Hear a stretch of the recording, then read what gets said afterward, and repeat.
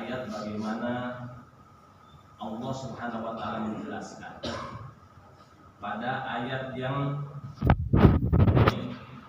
karena kita kemarin kalau tidak salah sampai kepada ayat yang ke-6. Ayat yang ke-7-nya A'udzubillahi minasyaitonirrajim wa annahum dzannu kama dzanantum alla yab'atsallahu ahada. Wa annahum, dan bahwasanya mereka, siapa? Jin-jin tersebut, dzannu, menyangka, menduga, sebagaimana yang juga dimiliki oleh manusia, kamal dzanantum, sebagaimana dugaan yang dimiliki oleh manusia, an allayyab asallahu ahada, bahwa Allah tidak akan mengutus. Dalam tafsir itu memiliki dua makna. Allayyab asallahu ahada ay wa annal insa dhannu kama dhanantum ayyuhal jin annahu la ba'sa wa la jazaa, bahwa manusia sebagaimana juga jin atau jin pun sebagaimana manusia, dugaannya adalah bahwa nanti manusia nanti tidak akan ada yang namanya hari kebangkitan, tidak akan ada kebangkitan lagi. Jadi seseorang tidak akan dibangkitkan setelah kematiannya. Ini makna yang pertama. Tapi makna tafsir yang kedua adalah allayyab atau ba'da hadhihi muddah rasulan, bahwa dugaannya adalah bahwa Allah tidak akan pernah mengutus lagi seorang nabi, seorang rasul yang menyeru kepada tauhid, kepada keimanan kepada Allah Subhanahu wa taala. Jadi ada dugaan di kalangan jin bahwa setelah Nabi Isa itu tidak akan ada lagi nabi yang diutus oleh Allah Subhanahu wa taala. Tapi dugaan itu ternyata dugaan yang salah, dan dugaan itu sama dimiliki oleh sebagian manusia, bahwa tidak akan ada lagi rasul setelah Nabi Isa. Dan oleh Allah dijawab dengan menyebut siapa juga Rasulullah SAW. Ini kalau mana tafsir yang pertama. Kalau pakai mana tafsir yang umum, yang keduanya adalah bahwa Allah tidak akan membangkitkan seseorang setelah kematiannya. Tapi menurut ulama yang paling mendekati makna yang pas adalah bahwa Allah, dugaannya adalah Allah tidak akan mengutus lagi seorang nabi setelah Allah mengutus Nabi Isa alaihissalam. Ini praduganya jin, tapi ini dugaan yang salah, dugaan yang kemudian dibantah oleh Allah SWT, yaitu dengan mengutus baginda Rasulullah SAW. Lalu kemudian setelah ayat yang ke-7 itu, bagaimana Allah menjelaskan tentang apa yang mereka dapatkan, yang mereka bisa lakukan atau bangsa jin bisa lakukan sebelum kedatangan baginda Nabi. Lihat di ayat yang ke-7-nya, wa anna lamasnas sama, ay wa anna qalabnas sama, sesungguhnya kami sudah berusaha untuk mencapai. Apa maksud di sini? Lamasnas sama, mencapai langit maksudnya apa? Untuk mencuri informasi, mendapatkan kabar, mendapatkan rahasia. Kami sudah berusaha keras untuk mendapatkan rahasia atau informasi dari langit, yang ada di langit. Fawajadnaha, ini perkataannya bangsa jin. Lalu kami dapatkan langit tersebut muliat harasan syadidan wa syuhuban. Ternyata setelah diutusnya baginda Nabi, bagaimana kondisi langit? Muliat harasan syadidan wa syuhuban, telah dipenuhi harasan syadidah, para penjaga yang sangat kuat. Siapa mereka? Tentu para malaikat. Di sini dalam tafsirnya adalah bahwa maksud daripada harasan syadidah ada furrosan aqwiya minal malaikah yahrusunaha an istiraqis sama, bahwa ada malaikat-malaikat yang kuat yang menjaga langit sehingga kemudian tidak bisa lagi dicuri informasi atau rahasia yang ada di langit yang selama ini bisa dilakukan oleh bangsa jin. Wasyuhuba, dan juga terdapat apa? Syuhub. Syuhub itu kalau makna secara umumnya adalah bintang-bintang. Bintang-bintang atau meteor-meteor yang bisa mengeluarkan percikan api atau panah-panah api yang ketika mendekati ke langit maka secara otomatis bintang atau meteor itu mengeluarkan panah-panah api yang menyambar siapapun yang mendekat ke langit tersebut. Artinya memang ini adalah penjagaan dari Allah. Kenapa ada cerita semacam ini? Kenapa ada seperti ini? Karena dalam beberapa kitab, termasuk dalam hadis-hadis baginda Nabi, dijelaskan bahwa para jin itu dulu sebelum baginda Nabi diutus, mereka memang terbiasa mencuri informasi dari langit. Jadi ada kebiasaan mereka dan mereka memang bisa melakukan itu. Kenapa? Karena ada celah yang kemudian bisa mereka dapatkan, sehingga nanti di ayat berikutnya bagaimana Allah menceritakan bahwa mereka memiliki tempat-tempat di mana di tempat-tempat tersebut mereka kemudian mendapatkan informasi dari langit. Lihat pada ayat ke-8-nya. Sebelum nanti kita jelaskan dari hadis baginda Nabi bagaimana penjelasan. Wa anna kunna naqudu minha, ini cerita bangsa jin. Wa anna kunna naqudu minha, dan kami dahulu senantiasa duduk-duduk. Di mana? Di beberapa tempat di celah-celah langit atau di tempat yang ada di langit itu, maq'ida lis-sama. Ya. Kami duduk di tempat di langit untuk apa? Untuk mendapatkan informasi, untuk mendengarkan rahasia yang ada di langit. Faman yastami'il ana, tapi mulai sekarang siapapun yang berusaha mendapatkan, mendengarkan informasi dari langit, rahasia dari langit tersebut, yajid lahu shihaban rosoda, maka dia akan mendapatkan shihab, sama dengan shihab, syuhub sama maknanya.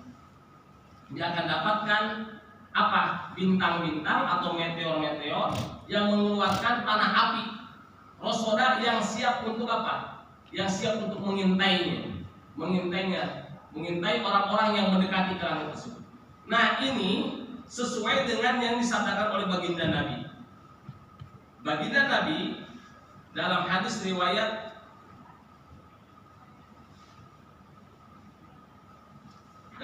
yang diriwayatkan oleh Imam Muslim, baginda Nabi mengatakan bahwa bagaimana cerita mereka bangsa jin itu, mereka memang senantiasa mencuri informasi dari langit. Lihat, wa akhraja Muslim an Ibni Abbasin qala akhbarana rajulun min ashabin Nabi. Ya, Imam Muslim menceritakan dari sahabat Ibnu Abbas. Sahabat Ibnu Abbas mendapat informasi ini dari seorang sahabat baginda Nabi. Annahu bainama hum julusun lailatan ma'a Rasulullah sallallahu. Tatkala suatu malam para sahabat sedang duduk bersama baginda Nabi. Rumiya bin najmin fastatar. Tiba-tiba ada satu bintang meteor yang menyambar. Kalau mungkin kalau kita sekarang ada meteor yang jatuh begitu, yang jatuh lagi menyambar menyambar dari langit, jatuh dari langit, pas tatar, lalu kemudian setelah itu menghilang. Faqala lahum Rasulullah, maka baginda Nabi mengatakan kepada mereka, "Madza kuntum taquluna fil jahiliyah idza rumiya bimithli hadzal?" Apa yang senantiasa kalian lakukan dahulu di masa jahiliyah ketika melihat fenomena seperti ini, ada bintang meteor yang jatuh. Kalau bahasa sekarang gitu, ada bintang yang jatuh. Qalu Allah wa Rasul a'lam. Tentu karena mereka sudah beriman, para sahabat, Allah dan Rasul yang lebih mengetahui. Tapi kata mereka, kunna naqulu, biasanya kami mengatakan begini, kalau ada bintang meteor yang jatuh atau bintang yang jatuh itu atau meteor yang jatuh, kami selalu mengatakan bahwa wulida al-lailata rajulun azim, maka pada malam ini pasti akan dilahirkan seorang yang akan memiliki seorang yang akan menjadi tokoh di masa depan atau pembesar di masa akan datang. Wa mata rajulun azim, atau di malam tersebut telah meninggal seorang tokoh yang sangat besar, yang dianggap tokoh yang besar. Faqala Rasulullah, tapi jawaban baginda Nabi bagaimana? Fa innaha la yurma biha limauti ahadin wala li hayati. Sesungguhnya ketahui bahwa jatuhnya bintang, jatuhnya sebuah meteor dari langit itu bukan karena adanya seseorang yang meninggal atau ada seorang yang hidup atau seorang yang dilahirkan. Walakin Rabbuna tabaraka wa ta'ala, akan tapi Allah Subhanahu wa ta'ala yang maha suci, ismuhu namanya, idza qada amran, apabila telah menetapkan sebuah perkara, sebuah keputusan, sabbaha hamalatul arsy, maka para malaikat yang membawa arsy mereka semuanya bertasbih. Kemudian setelah itu summa sabbaha ahlus samai alladziina yalunahum, kemudian para malaikat yang ada di bawahnya, di langit di bawah posisi malaikat yang membawa arsy itu, mereka pun bertasbih selanjutnya. Hatta yablugha tasbih ahli hadis sama dunia, sampai kemudian terus tasbih tersebut sampai kepada penduduk langit dunia. Summa qala alladziina yaluna hamalatal arsy hamalatal arsy madza qala rabbukum, sampai malaikat kemudian bertanya ketika para malaikat yang membawa arsy itu mereka bertasbih, malaikat di bawahnya bertanya, apa yang sudah Allah tetapkan, apa yang sudah Allah tetapkan di sebuah perkara. Fayukhbirunahum madza, lalu kemudian disampaikan bahwa Allah menetapkan ini dan itu, ini dan itu. Qala fayastakhiru ba'du ahli samawati wa ahli samawati ba'du. La wa fayastakhbiru ba'du ahli samawati ba'du. Maka selanjutnya itu kemudian apa? Satu sama lain saling memberitahukan informasi tersebut kepada penduduk yang ada di langit. Hatta yablughul khabar hadis, sampai kemudian informasi tersebut, ketetapan tersebut sampai kepada penduduk yang ada di langit terakhir, langit dunia.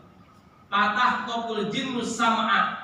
Nah, ketika sampai kepada penduduk atau kepada malaikat yang ada di langit dunia, lalu apa? Lalu jin kemudian mencuri informasi tersebut, kabar tersebut, fayaqdifuna ila auliyaihim. Lalu setelah itu mereka sebarkan kepada siapa? Kepada pemimpin-pemimpinnya. Fama ja'u bihi ala wajib wa haqqun walakinnahum yaqrifuna fihi wa yazidun. Yang informasi yang awal, berita yang ditetapkan itu adalah benar, akan tetapi kemudian para jin tersebut ketika mereka dapat mencuri kabar tersebut, rahasia tersebut, mereka kemudian apa? Menyebarkannya dengan cara menambah-nambah dan mengurangi. Sehingga kemudian dalam hadis yang lain riwayat Imam Bukhari Muslim dari Sayyidah Aisyah, al-kuhanu kanu yuhadditsuna nabi syai'in fanajidu haqqo. Wahai Rasulullah, kok bisa-bisanya para kuhan itu adalah, kalau sekarang adalah para dukun, kok bisa-bisanya mereka menyampaikan sesuatu dan itu ternyata benar, ada benarnya. Qalatil kalimatul haq, memang akan ada benarnya. Salah satu kalimatnya pasti ada benarnya. Yahfaduhal jinniyu fayuqa fi udhuni walihi, itulah yang memang disebarkan oleh jin, yang memang jin itu mencuri informasi dari lalu kemudian disebarkan, disampaikan kepada yang dia inginkan. Tetapi wa yazidu fiha mi'ata kadibatin, akan tapi selain satu yang benar tersebut, kalimat yang benar, ada 100 kedustaan yang memang juga disampaikan oleh jin tersebut. Itulah kebiasaan bangsa jin. Jadi di sini menjelaskan bagaimana memang dulu sebelum baginda Nabi, jin itu terbiasa mencuri. Jadi kalau sekarang ada apa ya? Kalau sekarang mungkin orang-orang yang yang mengaku orang pintar ya, yang biasanya orang pintar. Dia tahu ini atau didatai orang, dia kemudian seakan-akan kok benar ya. Nah, karena itu kan ada orang datang. Dan tapi kita tidak boleh, kita harus apa? Kita sebagai orang yang beriman, jangan sekali-kali pernah mendatangi dukun. Jangan. Dan jangan pernah mempercayai. Jangan pernah percaya. Ya. Kalau kita mau yang beriman, karena ancamannya serius, ancaman sangat serius. Orang yang datang kepada dukun, mempercayai apa yang dikatakan oleh dukun, maka sesungguhnya dia telah kufur terhadap apa yang diturunkan oleh baginda Nabi. Dan ayat yang lain, maka tidak akan diterima sholatnya selama 40 hari 40 malam. Ini ancaman yang serius, Pak. Makanya jangan sampai kalau kita percaya. Tapi biasanya ada orang mengatakan, saya datang ke seorang orang pintar, padahal dukun, tapi ternyata benar. Dan yang kebenaran itu memang mungkin itulah yang dulu yang dicuri dari langit itu, informasi dari langit. Tapi di balik satu yang benar banyak dusta-dustanya. Justru mayoritasnya adalah dusta-dustanya yang disebabkan oleh jin yang memang disampaikan kepada para dukun-dukun tersebut. Nah ini harus hati-hati, Pak. Ini yang harus kita betul pahami. Jangan sampai kemudian kita meyakini, oh dia mah hebat, dia tahu ini dan itu, dia tahu dan ini. Nah informasi itu dulu bisa dicurinya sebelum baginda Nabi diutus. Tapi setelah baginda Nabi diutus, Pak, tidak ada lagi celah bagi bangsa jin untuk mencuri informasi dan rahasia-rahasia dari langit. Jadi itu informasi dahulu. Sehingga kalau ada kitab di kalangan ulama itu bagaimana membahas kalimat-kalimat yang memang biasanya diucapkan atau ditulis oleh para dukun-dukun itu, biasanya itulah yang mereka dapatkan dari bangsa jin, dan biasanya di situ ada jinnya, Pak. Maka hati-hati kalau Bapak mendapatkan sebuah kalimat, kan biasanya ada suka kalimat. Maka lihat, Pak, biasanya di situ ada tambahannya. Kalimatnya bahasa Arab. Maka tanyakan, kalau Bapak dapat sesuatu, tanyakan kepada ini apa ya maknanya. Karena saya pernah mendapatkan orang, dia membuat saya kertas, dia tulis. Itu doanya udah benar dari baginda Nabi. Doanya benar dari baginda Nabi. Yaitu doa yang tentang apa? Kita berlindung dari jin itu, dari jin iblis itu. A'udzu biwajhillahil karim wa kalimatihi. Tapi di situ ada tulisan di akhirnya ada tulisan kalimat wabasir. Nah, ternyata Basir itu salah satu nama dari bangsa jin. Nama hati-hati, Pak. Terkadang ada selipan, diselipkan sebuah kalimat di kalimat yang benar tersebut. Di sebuah kalimat. Jadi ketika kita meminta pertolongan, selain meminta pada Allah, juga ada meminta pertolongan kepada jin yang memang dituliskan di kalimat tersebut. Hati-hati, Pak. Kalau kita dapat suatu kalimat, ada kalimat-kalimat yang agak-agak aneh, maka guru-guru tanyakan, Pak, ini apa? Nah, saya pernah dapat. Kenapa? Karena di antara sekian nama-nama jin itu ada Zawbah, ada Basir, ada Al-Qom, ada Ahqub, banyak nama-nama yang memang nama-nama jin. Nah, kita harus hati-hati betul. Jangan sampai kemudian kita terjebak karena mendapat suatu dianggap, oh ini amalan atau ini doa apa, tapi kita tidak tahu. Tanyakan sehingga kita bisa klarifikasi. Jangan sampai kemudian kita terjebak, ternyata kita amalin, tiba-tiba ada banyak kok saya dengan melakukan ini, saya seakan ini ya, kok saya dapat sesuatu yang kayak apa ya, contoh orang mungkin kebal atau apa gitu. Nah biasanya ada begitunya, Pak. Ada kalimat begini, ada tambahannya.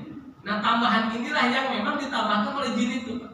Jadi kalimatnya benar, tapi tambahan-tambahan itu ya, yang kemudian menjadikan kita tidak menyadari bahwa itulah yang menjadikan kita sesat. Dan akhirnya bukan saja kita bahkan tergantung bisa saja kita seolah-olah kita mempersekutukan Allah. Karena selain kita meminta pada Allah, juga kita minta kepada jin yang memang ada dalam tersebut. Ini harus hati-hati. Nah kemudian setelah itu bagaimana? Nah setelah Allah jelaskan bahwa mereka tidak bisa lagi mencuri informasi itu, sehingga ulama mengatakan annas syayatina muni'at ba'da bi'tsatin nabi min istirab samiri alla yastatusyanal Quran. Fungsinya setelah baginda Nabi diutus itu, jin tidak bisa lagi mencuri informasi langit. Kata para ulama, agar mereka tidak bisa mencuri sesuatu dari Al-Quran. Fayalqawna ala alsinatil kahana, sehingga kemudian Al-Quran itu nanti disampaikan kepada para dukun-dukun, ayat tabisul amru wa yahtalid, sehingga kemudian nanti akan bercampur baur dan akhirnya kemudian terkontaminasi gitu. Walayati manis sodik, sehingga tidak diketahui mana yang benar dan salah. Kan Al-Quran itu turunkannya kan berangsur-angsur selama 23 tahun, tidak sekaligus. Maka faedahnya kalau seandainya jin itu bisa mencuri informasi dari langit, setelah baginda Nabi diutus, maka ada kemungkinan Al-Quran yang diturunkan pun akan tercuri informasinya. Ayat-ayatnya akan tercuri. Tapi kemudian Allah jaga itu sehingga apa? keorisinalan Al-Quran yang kita sekarang pegang, yang senantiasa kita baca, kita yakini kebenarannya, itu betul-betul terjaga. Dan itulah janji Allah, inna nahnu nazzalna dzikra wa inna lahu lahafidun. Jadi betul terjaga. Jadi dengan diutusnya baginda Nabi terjaga dari kebocoran informasi akan turunnya Al-Quran, turunnya ayat ayat-ayat Al-Quran, atau sekarang turun ini, nanti turun ini, turun dan ini dan itu, yang memang Al-Quran diturunkan dalam 23 tahun itu, sehingga terjaga keorisinalannya. Dari apa? Dari tercuri oleh para bangsa jin ini. Lalu kemudian apa? Setelah mereka kemudian tidak bisa mencuri lagi informasi rahasia dari langit, apa kemudian yang mereka yakini? Wa anna la nadri, kata para bangsa jin tersebut, wa anna la nadri asyarrun urida biman fil ardi am arada bihim rabbuhum rasyada. Dan kami tidak mengetahui setelah adanya penjagaan langit oleh malaikat, oleh bintang-bintang atau meteor-meteor yang mengeluarkan panah api tersebut, asyarrun urida, apakah keburukan yang diinginkan biman fil ardi, untuk orang-orang yang ada di bumi, am arada bihim rabbuhum rasyada, atau memang kebaikan yang diinginkan oleh Allah untuk mereka. Nah, jin ini jin ini, dan memang inilah inilah memang kebesaran Allah. Jin tidak, inilah tanda inilah bukti bahwa jin itu tidak mengetahui yang namanya gaib, tidak mengetahui yang al-ghaibiyat, tidak mengetahui yang sifatnya gaib.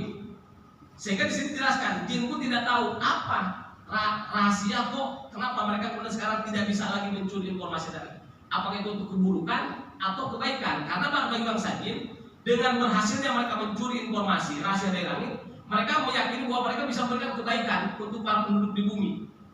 Itu keyakinan jin. Tapi kemudian setelah itu ditutup, mereka tidak mampu lagi mencuri informasi dari langit. Mereka kemudian, ini untuk apa? Apa manfaatnya? Ini apa faedahnya? Apa untuk keburukan bagi penduduk yang ada di bumi, atau justru untuk kebaikan?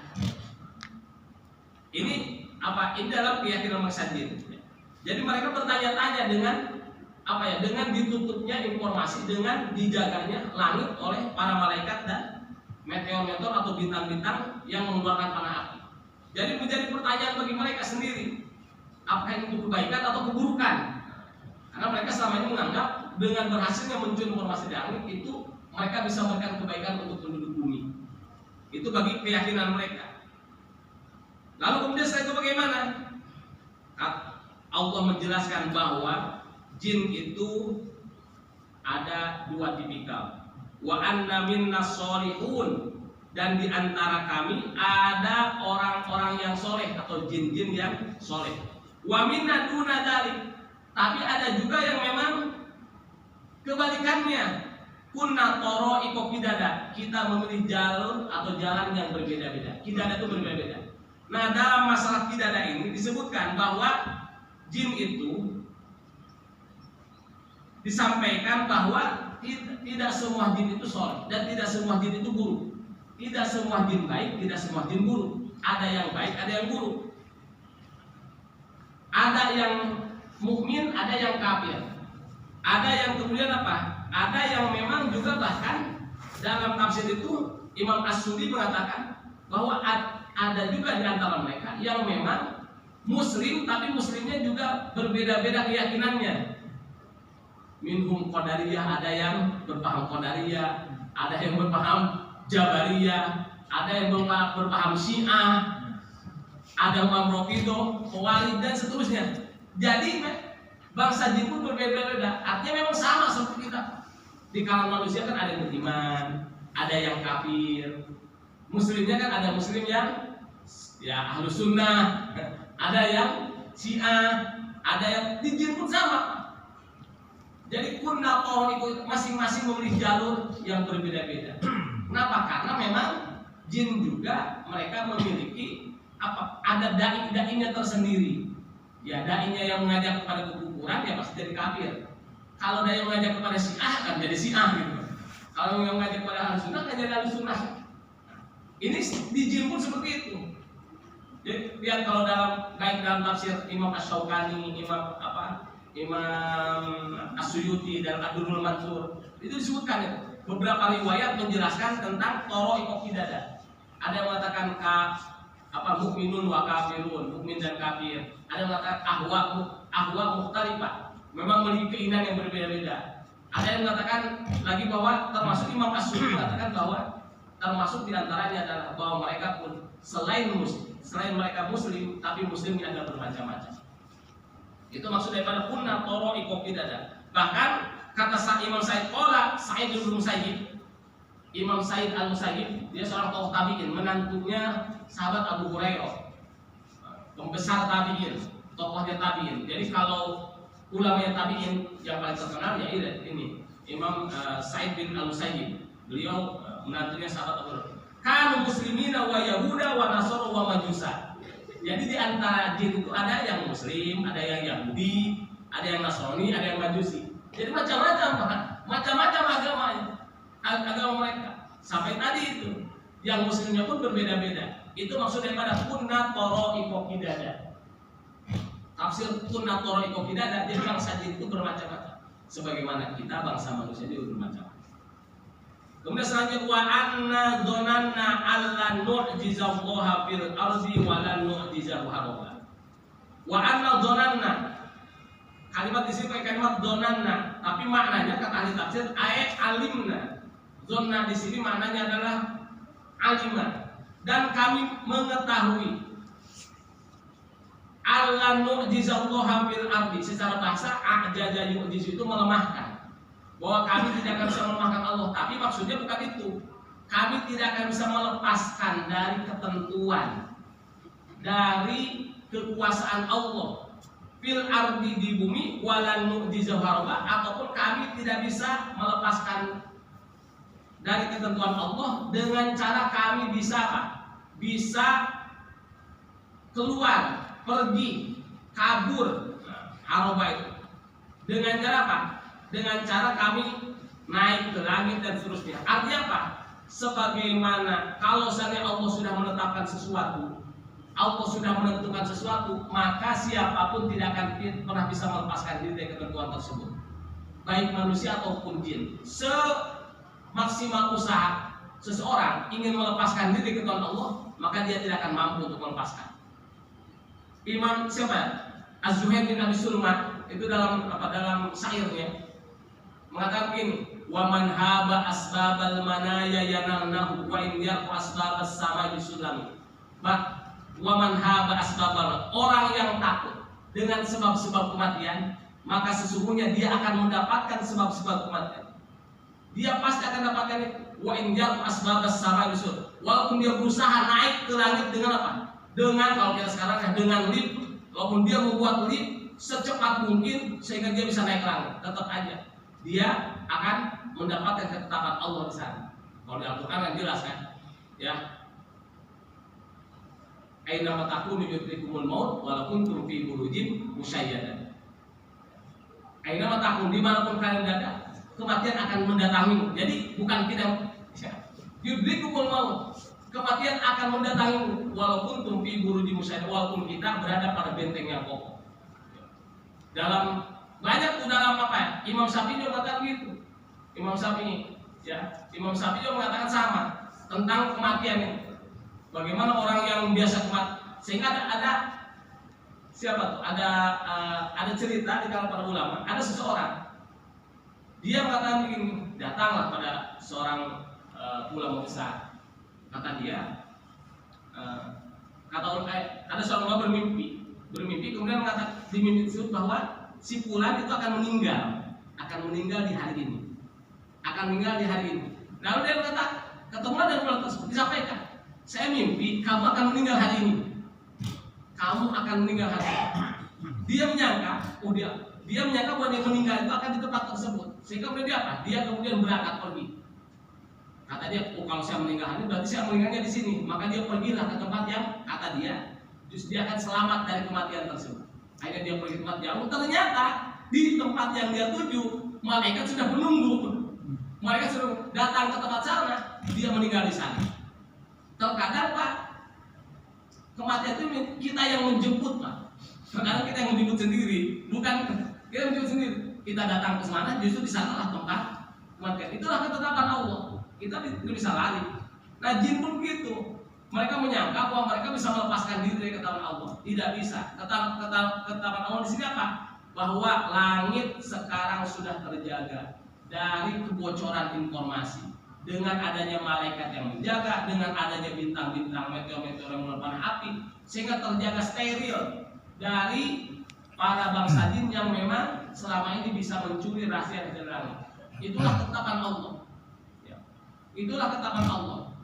Maka di sini Pak, kita sebagai hamba yang beriman, kita harus meyakini bahwa ketika Allah sudah menetapkan sesuatu, ya itu sudah memang ketetapan Allah. Kita tidak bisa lagi.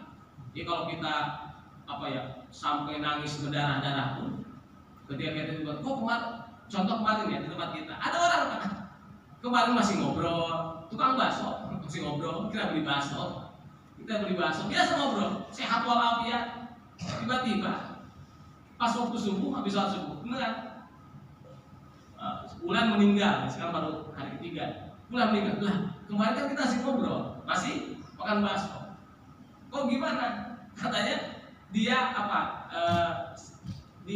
dia nggak ada sakit, nggak ada apa, ya. Dia di rumahnya sehat-sehat. Ketika dia mau pergi ke pasar, baru keluar beberapa langkah tanpa ada ini, tiba-tiba ambruk dan meninggal. Itulah ketetapan Allah. Kita tidak tahu. Ketetapan Allah. Kita tidak tahu. Ya. Dia dalam keadaan sehat walafiat, di rumahnya dengan orang keluarganya malamnya ngobrol, pindah. Tahu-tahunya kita mau berangkat pagi subuh itu berarti pasar, mau belanja di tengah jalan, ambruk meninggal. Itu ketetapan Allah. Kita tidak tahu. Ketetapan Allah tidak bisa lari. Nah ini pun begitu, bangsa jin pun sama. Ya. Jadi mereka meyakini, setelah itu meyakini bahwa tidak bisa lari dari ketetapan Allah. Kalau Allah sudah menetapkan A, ya sudah A. Kalau sudah menetapkan B, ya sudah. Lalu bagaimana orang-orang jin yang beriman? Wa anna lamma sami'nal huda aman nabi. Ini hebatnya. Bangsa jin yang betul-betul, terutama jin yang ketika pertama kali mendengarkan Al-Quran itu, jin nasibin. Ya kemarin yang bulan yang sudah ceritakan antara 3 sampai 9 orang yang mereka kemudian langsung beriman ketika mendengar ayat-ayat Al-Quran yang dibaca oleh baginda Nabi. Wa anna lamma sami'nal huda, dan kami tatkala mendengarkan petunjuk ini, maksudnya Al-Quran, aman nabi sodakna anomin indillah, kami langsung meyakini bahwa ini adalah dari Allah. Kami yakin dan percaya ini dari Allah SWT. Walam nakdibihi, kami tidak akan pernah mendustakannya. Kama kadabat bi kafaratul jin, sebagaimana orang-orang kafir dan kalangan manusia mendustakan Al-Quran tersebut, maksudnya menyindir tokoh-tokoh Quraisy yang tidak mau beriman. Padahal Nabi sudah langsung menyampaikan Al-Quran tersebut. Abu Jahal, Abu Lahab dan seterusnya. Fama yu'min bi rabbih fala yakhafu bakhsa wala rahaq. Dan barang siapa beriman pada Allah, maka pasti akan meyakini apa? Yakhafu bakhsan, tidak akan pernah dia takut pahalanya dikurangi. Fala yakhafu naqsan min hasanatihi, kebaikannya tidak akan pernah dikurangi, pahalanya tidak akan pernah dikurangi, wala rahaq, dan juga dia tidak akan pernah mendapatkan kedoliman. Kedoliman apa? Dalam bentuk keburukan-keburukannya ditambah oleh Allah. Jadi akan sesuai dengan porsinya. Kalau dia berbuat baik, pasti akan dibalas dengan kebaikan. Kalau dia berbuat buruk, pasti akan dibalas dengan keburukan. Itulah maknanya. Orang yang beriman, dia akan yakin bahwa sekecil apapun kebaikan, pasti oleh Allah akan diberi balasannya. Sekecil apapun keburukan, pasti akan dibalas sesuai dengan keburukan tersebut. Apa ya'mal mithqala dzarratin khairan yarah, wa may ya'mal mithqala dzarratin syarran yarah. Sekecil apapun keburukan, pasti akan ada balasannya dari kebaikan tersebut. Sekecil apapun keburukan, pasti akan ada balasannya seperti itu. Tidak akan pernah ditambah dalam dilebihi, sesuai dengan porsinya masing-masing. Orang beriman begitu Pak. Jadi tidak akan pernah takut, saya melakukan kebaikan. Nggak akan butuh ujian dari orang, nggak akan butuh dari tanggapan dari orang. Ya sudah, hanya kita lillahi ta'ala melakukan kebaikan hanya demi Allah SWT. Ya sudah, biar Allah saja yang membalas. Orang beriman begitu Pak. Tidak ada embel-embel tadi. Tidak akan ada embel-embel. Itulah orang beriman. Walaupun kalau sekarang kan mungkin udah beda ya. Kalau sekarang kan biasanya kalau berbuat sesuatu biasanya ada embel-embelnya. Selalu ada embel-embelnya. Aduh, bahkan kita mah terkadang berzikir pun ada embel-embelnya. Kalau baca ini nanti akan dapat ini. Biasa kita kalau di embel-embeli baru biasa semangat. Nggak di embel-embeli kan kita mah ya apa sih? Biasa begitu. Tapi kalau baca ini akan ini akan ini, baru semangatnya tinggi. Tapi kalau orang sudah mencari pada level iman tinggi, sudah tidak melihat itu lagi, udah. Ini adalah perintah Allah. Ini adalah kebiasaan bagi Rasulullah. Ini adalah zikir Rasulullah. Ini adalah doa Allah. Sudah dibaca saja tanpa tanpa melihat kepada ini itunya. Oh ini akan kalau dibaca ini akan begini. Tidak lihat, dilaksanakan saja tanpa memerlukan embel-embel lagi. Itu orang beriman. Berimannya beriman hakiki. Cuma kan sulit Pak, kalau kita sampai kepada itu sulit. Kan illa ibadah qaumul mukhlasin, yang diikhlaskan itu kan sulit. Bahasanya kan di Al-Qur'an kan bukan mukhlasin tapi al-mukhlasin, yang diberikan keikhlasan. Bukan orang ikhlas tapi keikhlasannya Allah yang berikan. Itu levelnya lebih tinggi, al-mukhlas, bukan al-mukhlis. Mukhlis sudah luar biasa, tapi kalau udah mukhlas udah lebih tinggi lagi. Jadi dia dalam hal apapun sudah tidak mikirkan ini dan itu lagi. Ya. Sudah tidak memikirkan orang mau mencaci maki, mau memuji, sudah tidak ada urusannya hanya pada Allah SWT aja. Itu udah levelnya tinggi. Lalu kemudian itu apa? Wa anna minnal muslimuna wa minnal qasitun. Kemarin ditegaskan bahwa di kalangan jin itu ada yang muslim, yang berserah diri pada Allah, mukminuna mutimuna li rabbihim ya'malun, mereka beriman, taat kepada Allah, melakukan amal soleh. Namun ada juga dari mereka wa minnal qasitun ay al-jairun al-zalimun al-haduna anil haq. Ada juga orang yang memang dia keluar dari kebenaran, dia menyeleweng, menyimpang dari kebenaran, dia zalim di kalangan jin tersebut. Jadi ada yang muslim, ada yang jair, ada yang memang taat, ada yang tidak taat, ada yang beriman, ada yang tidak beriman. Faman aslama faulaika taharrau rusada. Barang siapa yang berserah diri kepada Allah, taat dengan segala perintahnya, menjauhi segala larangannya, faulaika taharrau rusada, maka sungguhnya mereka adalah orang-orang yang sudah mengambil jalan yang lurus, sudah mengambil petunjuk yang benar dari Allah SWT. Terkait dengan ayat ini Pak, ada pertanyaan saya sampaikan dari kitab yang masih Imam As-Suyuti. Ada pertanyaan, apakah orang kafir dari bangsa jin itu nanti di akhirat diadab? Ini ulama berbeda pendapat. Maka mari kita baca. Ittafaqal ulama ala anna kafirul jinni mu'adzabun fil akhirah. Semua sepakat bahwa orang atau bangsa jin yang kafir itu mereka di akhirat akan diadab oleh Allah. Semua ulama sepakat. Tapi kalau yang beriman bagaimana? Apakah mereka akan masuk surga? Ya. Apakah mereka akan mendapat pahala? Di sini terjadi perbedaan. Dari ayat wa ammal qasituna. Nanti kan di sini kan ada tadi kan wa anna minnal muslimun wa minnal qasitun. Ada orang-orang yang zalim tadi, melampaui batas, keluar dari kebenaran, tidak taat kepada Allah. Dari kalangan bangsa jin. Bagaimana? Ada pertanyaan. Wa amma mu'minun fabihi aqwalun. Ada perbedaan di kalangan ulama. Orang-orang yang beriman dari bangsa jin, bagaimana nanti mereka di akhiratnya? Pertama, pendapatnya adalah la sawaba lahum illa najat minan nar, bahwa bagi mereka tidak ada pahala, kata sebagian ulama Pak. Jadi ini perbedaan. Nanti kita akan lihat mana pendapat yang paling rajih. Tapi kita sampaikan dulu pendapat para ulama dengan dalil-dalilnya. Kata sebagian ulama bahwa mereka itu tidak akan mendapatkan pahala, kecuali pahalanya apa? Hanya diselamatkan dari neraka saja. Adapun setelah itu, summa yuqalu kunu turoban misal bahaya. Setelah mereka meninggal, mereka di akhirat mereka akan menjadi tanah saja, sebagaimana juga binatang-binatang. Di antara mengatakan ini adalah salah satu pendapat Imam Abu Hanifah, salah satu pendapat beliau, karena ada pendapat beliau yang lain. Kemudian yang kedua, kalau baca dalilnya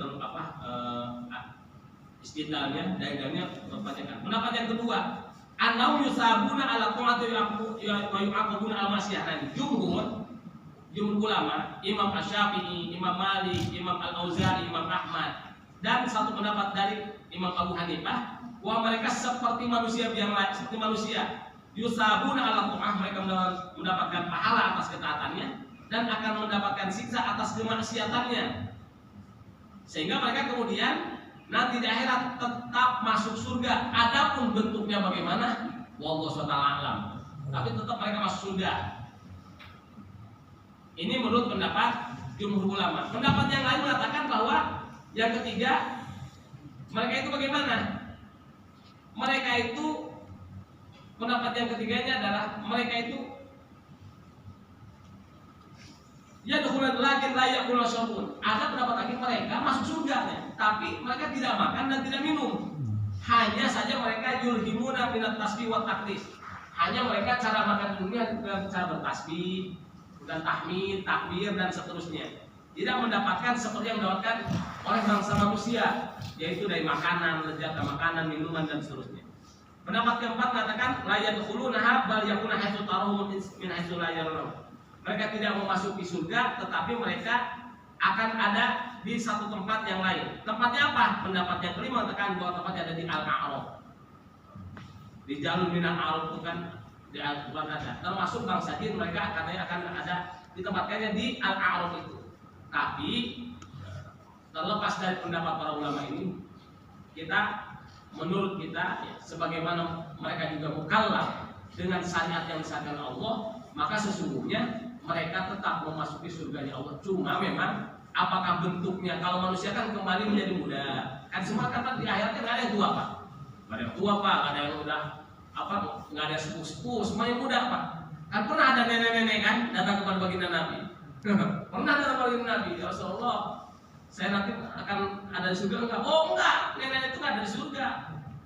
Nangis, kejar Pak, kejar itu. Oh gimana? Sesudah dia berhenti dari nangisnya. Akhirnya kata baginda Nabi, iya nanti itu Anda, nenek itu nanti akan dikembalikan menjadi muda kembali. Dia senyum Pak. Cuma tidak akan ada Pak, jadi memang akan jadi muda Pak. Semua kan seumuran sebaya, ya seumuran sebaya semuanya. Tidak akan ada yang tua, semuanya sama. Dan keabadian kan di situ. Nah hanya bangsa jin bagaimana kan? Kalau dalam hadis kan mereka kan ada yang bukan disebutkan, ada yang bentuknya kayak ular kan, ya ular yang kayak kalajengking, terus anjing hitam, kan udah bentuk-bentuknya. Nah, apakah mereka akan dalam bentuk yang bentuk asli seperti itu? Wallahu a'lam. Itu tidak, kata ulama, tidak sampai dibahas di situ.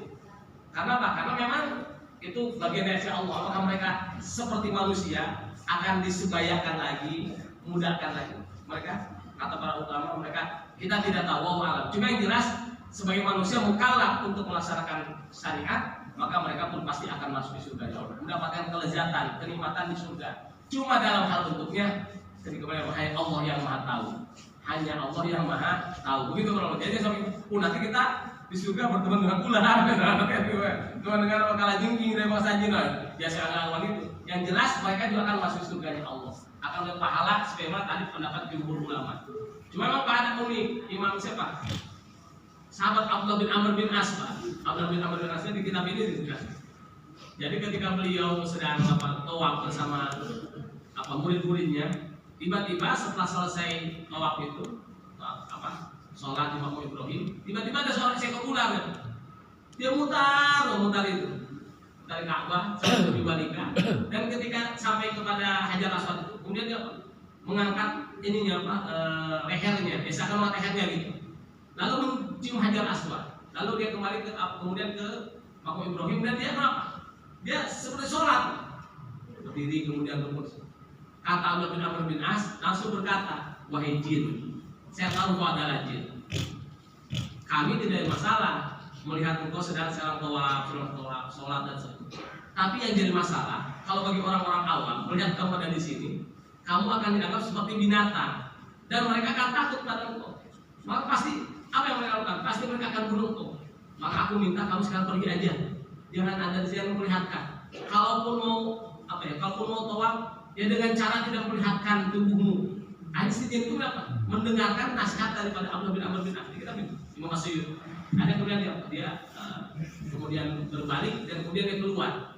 Dia keluar. Maka kata Abdullah bin Amr bin As, jika kamu melihat di tempat ibadah ada bulan atau ada kalajengking sedang diam, maka jangan saya beranggapan itu adalah binatang, tapi mungkin itu adalah jin yang memang sengaja dia sedang ingin beribadah.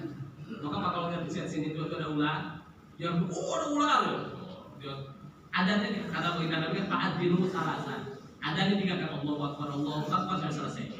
Nanti taharrokan amla, bergerak atau tidak. Kalau bergerak, nah, berarti dia memang ya, kalau dia bergerak mencari apa jalan keluar, biarkan dia keluar. Tapi kalau dia tidak bergerak malah diam, dia buka, berarti dia ular asli. Itu ular yang asli. Itu ular yang asli Pak. Nah, kalau orang awam kan akan apa ini? Oh itu binatang, langsung serbu, tuh kan? Bunuh saja. Sama Pak kalajengking kan dia takut kan lihat kalajengking. Bahkan salah satu jin nasib itu kan luar biasa. Ketika di kitab ini siapa? Khalifah Umar bin Abdul Aziz. Ta'arrudu li Khalifah Umar bin Abdul Aziz. Jadi ada salah satu jin nasibin yang dulu beriman pada baginda Nabi, ketika mendengarkan Al-Quran langsung beriman. Namanya jin Sarok. Dia ketika Umar bin Abdul Aziz dengan pengawalnya melewati sebuah tempat, tiba-tiba melihat ular, ular mati lagi tengah jalan. Ularnya agak besar. Kata Umar bin Abdul Aziz, seorang mendapat ilham, ayo kita kuburkan ular itu. Menggali kuburan, pengawalnya gali kuburan. Kalau Umar bin Abdul Aziz dikasih kain, kemudian dimasukkan ya ke dalam tanah, ke dalam lubang yang sudah siapkan. Kemudian tiba-tiba Pahatip di sini ada kitab ini. Pahatip tiba-tiba ada satu suara berkata, ya Sarok, wahai Sarok. Dia berkata kepada jin yang meninggalnya, laqad shadaqa Rasulullah, Rasulullah benar. Fa innaka sayadfanuka khairu hadil ummah. Engkau sungguhnya akan dikuburkan oleh seseorang daripada umat terbaik dari umatnya baginda Rasulullah. Lalu Umar bin Abdul Aziz bertanya, man anta? Kamu siapa? Suaranya ada, wujudnya tidak ada. Gitu. Nah, kalau kita menghitung kita takut lah. Kita kabur langsung, kalau kita gitu. Man anta? Kata dia, ana min jinnin nasibin. Saya salah satu daripada jin nasibin. Dan yang masih hidup itu tinggal saya aja. Dan ini adalah teman saya yang dulu beriman kepada baginda Nabi, yang pertama kali beriman dari kalangan jin ketika mendengarkan baginda Nabi membacakan surat Al-Alaq di lembah Nakhlah itu antara Mekah dan Thaif. Dan sekarang tinggal saya saja yang hidup. Saya mendengarkan langsung baginda Nabi dulu mengatakan bahwa teman saya ini akan dikuburkan oleh seorang yang dia adalah orang terbaik di kalangan umatnya baginda Nabi. Dan itu adalah kenyataan engkau. Itu di sini ada Imam Asy'ari, Umar bin Abdul Aziz dimakamkan. Jadi Pak, terkadang memang jin bisa begitu, bisa bersuara, tapi memang tanpa wujud. Ya, kalau kita kan ngeri, Pak. Kalau kita ngeri apa malam-malam. Nah, mendingan kalau pas dia kita aja nggak takut, pasti itu maksudnya komunikasi bla bla bla. Ya, kayak Umar bin Abdul Aziz gitu. Kalau kita mungkin udah lalu duluan. Tapi memang begitu Pak. Jadi kata ulama, jin itu bisa berbicara tanpa dan Pak, kalau saya sholat malam di dalam hadis baginda di sini, dalam hadis baginda kalau kita sholat malam sedang tahajud itu, maka usahakan baca Al-Qur'annya itu agak dikeraskan. Kenapa? Agar jin-jin yang mukmin itu, yang mungkin dia senang dengan Al-Quran, dia ikut mendengarkan Al-Quran atau ikut ibadah kita. Saya terus terang, saya pribadi, saya pernah jadi satu pengalaman. Soalnya lagi sholat malam, kan dia kalau lagi sholat malam suka dibaca agak diangkat pas malam sampai memang gue biar ngolotol. Dia bilang, saya mau ini demi Allah saya mau ini. Pas saya sudah salam itu, saya langsung itu antara mau melanjutkan lagi dan enggak, itu sampai jedanya lama itu. Amin. Dan ternyata memang di hadis itu begitu. Jadi ada jin itu memang dia ikut dia ingin ikut ibadah dengan bahasa manusia. Jadi senang mendengarkan bacaan manusia. Kenapa? Karena manusia itu absurnas. paling fasih membaca Al-Quran. Sehingga kemudian para Rasul pun kan diutusnya dari kalangan manusia, tidak ada bangsa jin, tidak bangsa jin. Maka nanti di ayat berikutnya kan nanti ada Nabi itu kalau wa anna ulama qoma Abdullah dan bisa tadi juga ketika baginda Nabi qoma Abdullah, dia Nabi itu apa? Sedang berdiri di ibadah kepada Allah. Kadu yakunul an ibadah kan jin itu apa? Hampir saja berkerumun berdesak-desakan untuk mendengarkan bacanya baginda Nabi. Memang apa begitu? Dia kalau sedang baca Al-Quran itu, di situ memang jin-jin yang umum itu senang mendengarkan. Termasuk kalau sedang beribadah. Ya ketika tafsir wa anna ulama qoma Abdullah diceritakan bagaimana baginda Nabi itu kemudian setelah beliau sholat apa? Berkumpulan sahabat mengatakan kalau kalian misalnya sholat malam, maka baca Al-Quran itu dengan sedikit diangkat suaranya.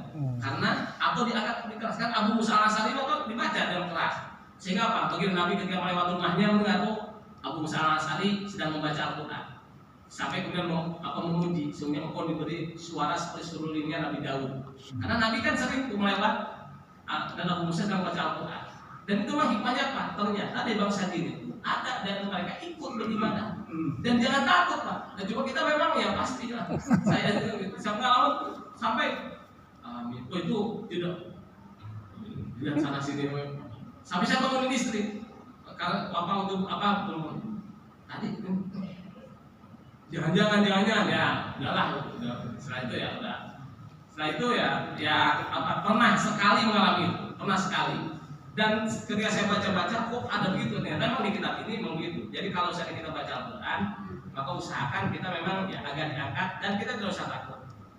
Nih saya baca hadisnya ya, ini hadisnya. Man shalla minkum minal laili falyajhar bi qiraati. Barang siapa yang sholat di waktu malam, maka hendaklah dijaharkan, ditampakkan suaranya, bacaannya. Fa innal malaikata tusolli sholatahu, karena malaikat juga ikut sholat. Wa yastami'una qiraat, mendengarkan bacaannya. Wa innahu minal jin, nah ini. Dan sesungguhnya bangsa jin yang mukmin alladzina yakunu bil hawa, yang senantiasa ada gentayangan di udara. Wa jinahu wa fi maskani yusalluna bi sholati, ikut sholat. Wa yastami'una qiraati, dan mendengarkan bacaannya. Jadi kalau malam bisa. Kenapa? Karena waktu malam kan memang mereka biasanya keluarnya di waktu malam. Nah, jin-jin yang mukmin itu kasihan, maka mereka sering-sering membaca Al-Quran. Karena kan mereka apa ya? Di antara mereka banyak yang memang apa ya? Jadi ketika tanya apakah banyak menghafal Al-Quran di kalangan jin, itu sedikit.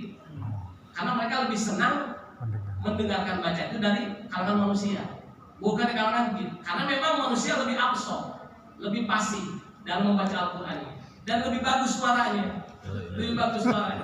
Ya mereka lebih senang kalau dengan manusia itu, orang yang jin-jin yang mukmin lebih senang ya, mengurumuni manusia kalau sedang membaca Al-Quran atau sedang sholatnya Al-Qurannya dibaca dengan keras. Nah kalau sedang berjamaah maka akan berbayar bayar jamaah. Jadi kalau mereka mengaminkan kan kita tidak tahu. Aminnya kan yang kita tahu ya makmum yang amin. Tapi kalau sedang sendiri, nah itu sedang sendiri. Nah ini Pak, jadi apa ya? Memang luar biasa kalau banyak apa ya, kita banyak baca tentang jin itu, banyak keunikan, tapi juga banyak hal yang luar biasa. Yang tentu ini motivasi jin saja luar biasa, antusiasnya kepada Al-Quran. Maksud saya begitu, jin itu luar biasa antusiasnya. Yang beriman itu antusiasnya pada Al-Quran luar biasa. Lah masa kita sebagai manusia yang beriman, ya, yang jelas-jelas Rasulnya dari kalangan manusia itu Rasulullah SAW menyampaikan kepada kita. Dan kita Al-Qurannya pun kita melihat secara langsung, ada mushafnya, kok kita masih enggan membaca Al-Quran gitu. Ya masih agak malas-malesan. Terus kita termotivasi. Sebagaimana jin itu sangat termotivasi untuk senantiasa mendengarkan Al-Quran. Jadi di kitab ini bagaimana jin itu, kalau ada orang baca Quran, padahal Al-Quran itu dia datang berbondong-bondong. Ini luar biasa. Cuma kan kita tidak tahu. Mereka bisa melihat kita, dia bukan kan? Mereka bisa melihat kita, tapi kita tidak bisa melihat wujud mereka. Tidak bisa melihat wujud mereka, tapi mereka bisa melihat kita. Indom yaronom min hasanallahu. Jadi mereka bisa melihat dari arah yang kita tidak bisa ketahui. Kita itu memang Allah menciptakan seperti itu. Hikmahnya ya kita memang meyakini al-ghaibiyah gitu. Cuma motivasinya adalah dengan adanya cerita tentang bangsa jin di surat Al-Jin ini justru motivasi bagaimana mereka luar biasa ya, sampai kepada Al-Quran mereka antusiasnya luar biasa. Nanti kita jelaskan pas wa annallaha ma'ahu Abdullah bagaimana kondisi baginda Nabi ketika beliau sedang beribadah sholat malam, bukan sholat malam, bukan sholat maghribnya, bagaimana sholat malam sehingga kemudian ya tidak hanya ya malaikat, ternyata bangsa jin pun mereka luar biasa menghubungi baginda Nabi saking ingin mendengarkan ayat-ayat Al-Quran yang dilantunkan oleh baginda Nabi. Dan dalam hadis kan orang yang mendengarkan saja Al-Quran kan itu luar biasa. Manistama ayat min ayat kitabillah falahu hasanatul mudha'afah dan Muhammad. Orang yang mendengarkan Al-Quran walaupun hanya satu ayat maka bagi dia adalah hasan mudha'afah, kebaikan-kebaikan yang berlipat ganda. Wa man talaha kana nurun yaumil qiyamah. Kalau saya bacanya maka Al-Quran akan menjadi cahaya penerang bagi nanti di akhirat. Kan di Al-Quran kalau bicara pada Al-Quran kan sering saya dengar. Tapi memang ya dan mungkin jin pun itu Pak motivasinya ya itu tadi dia hadis riwayat orang mendengar Al-Quran, baca Al-Quran memang pandangnya luar biasa dan mereka ingin mendapatkan itu sebagaimana kita mendapatkan apa yang memang dijanjikan oleh baginda Nabi. Maka mudah-mudahan ini jadi motivasi kita untuk apapun itu senantiasa berinteraksi dengan Al-Quran, membaca, mau memahami, mengamalkannya, terutama mengamalkan dalam kehidupan sehari-hari. Kalau yang ada Al-Quran kayak Ustaz Dedi kan Al-Quran ya bisa baca Quran panjang-panjang. Kalau baginda Nabi kan panjang-panjang Pak, sampai bengkak-bengkak kakinya kan karena panjang bacaannya. Kalau kita kan 2 rakaat aja mungkin Al-Kafirun dengan Al-Ikhlas. Ya kalau kita kan ya Al-Ikhlas. Kalau baginda Nabi ya panjang-panjang maka sampai bengkak-bengkak kakinya. Hatta tafatur qadama sampai 2 kakinya bengkak-bengkak. Karena saking lama berdirinya. Sehingga julukan baginda Nabi itu Abdullah. Di Al-Quran kan Abdullah. Orang yang penghambaannya kepada Allah luar biasa. Salah satu bukti penghambaaan baginda Nabi adalah bagaimana di sholat malamnya beliau kakinya sampai bengkak. Nah itu motivasi bagi kita. Nanti kita lanjutkan tentang ayat-ayat yang lain ayat-ayat selanjutnya yang masih berkaitan dengan bangsa jin juga yang kita lanjutkan. Mudah-mudahan ya dengan mengetahui sebagian kecil dari kehidupan bangsa jin kita semakin memahami bahwa Allah Subhanahu wa taala luar biasa, maha agung, maha besar, maha kuasa dengan berbagai ciptaannya untuk semakin menambah keimanan kita pada Allah Subhanahu wa taala. Demikian yang saya sampaikan pada pagi hari ini, mudah-mudahan bermanfaat. Yang dari Allah yang sudah saya pribadi, hadani Allah wa iyyakum ajmain. Wallahu hadi siratal mustaqim. Wassalamualaikum warahmatullahi wabarakatuh. Waalaikumsalam warahmatullahi wabarakatuh.